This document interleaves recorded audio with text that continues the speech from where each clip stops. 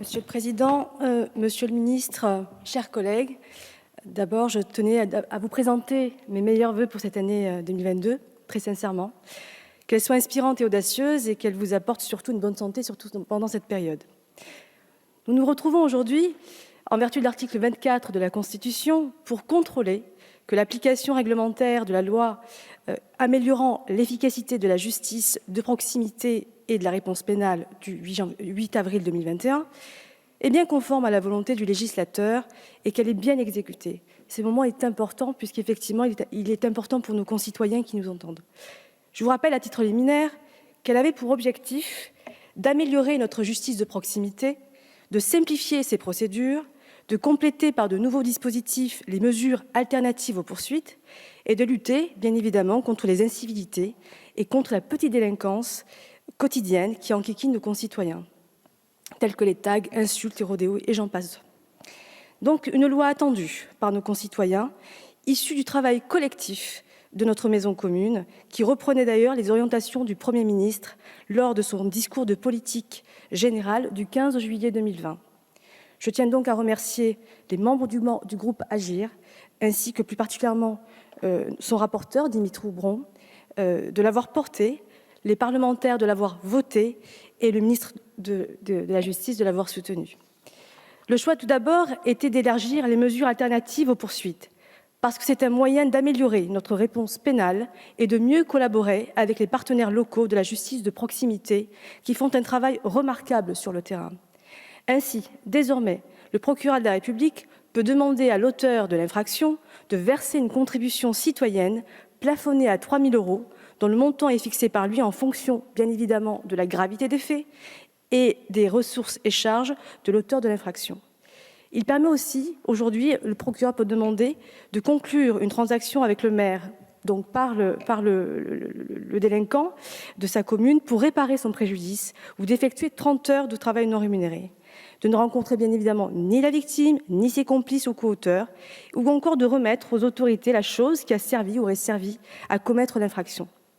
Cette loi est aussi venue renforcer les mesures prises dans le cadre de la composition pénale.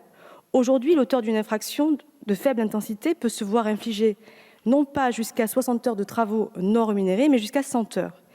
Et surtout, cette loi permet de mieux inclure les structures partenaires. Il y a désormais la possibilité pour les employeurs de l'économie sociale et solidaire d'accueillir des travailleurs non rémunérés.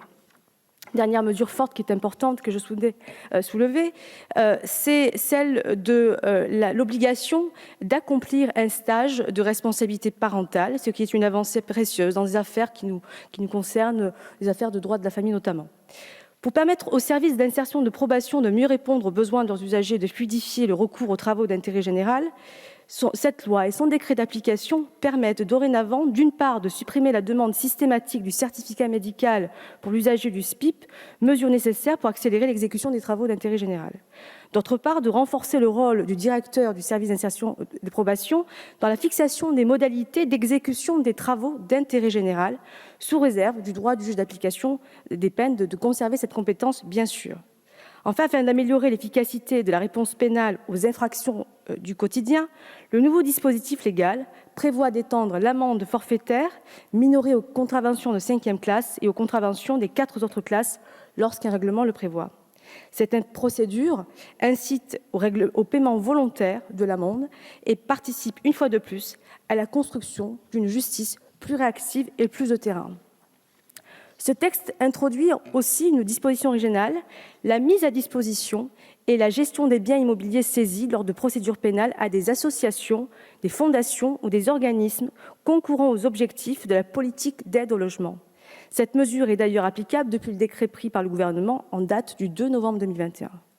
Donc 12 articles pour un seul but précis, renforcer l'efficacité des réponses pénales face aux incivilités du quotidien et fluidifier en simplifiant le travail de nos agents du service public de la justice. Monsieur le garde des Sceaux, nous partageons la même vision de la justice, du service public de la justice. Nous souhaitons le meilleur pour elle, car elle donnera le meilleur à nos concitoyens.